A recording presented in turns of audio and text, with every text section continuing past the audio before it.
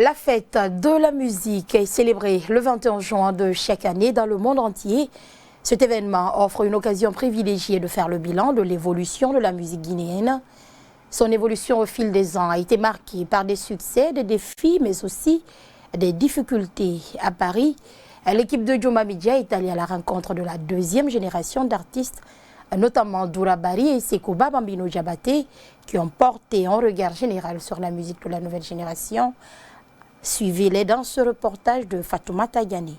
La capitale parisienne a vibré au rythme de la fête de la musique ce mercredi 21 juin, l'une des plus belles fêtes populaires mêlant tous les styles de musique. Ici, à la place de la Réunion, nous sommes allés à la rencontre de Doura Bari, l'un des artistes guinéens qui a marqué des générations à travers son style musical. Résidant en France depuis plusieurs années, l'auteur du titre « Les filles de mon pays » a porté un regard général sur la musique de cette nouvelle génération guinéenne. Il y a beaucoup de rythmes et de styles de musique chez nous.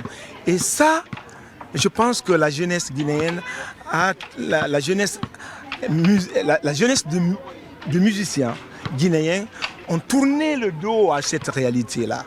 Dans un autre quartier en banlieue parisienne, Sekouba Bambino Diabaté continue d'enregistrer des tubes. Pour cet ancien membre du groupe Bembea Jazz et Africando, la seule façon de marquer les générations avec sa musique est le travail.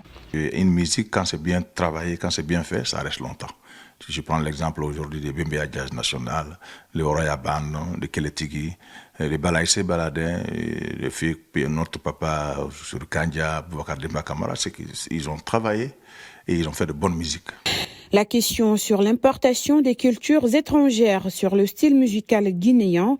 Pour Sekouba Bambino Diabaté, un artiste doit mettre en avant sa culture avant celle des autres.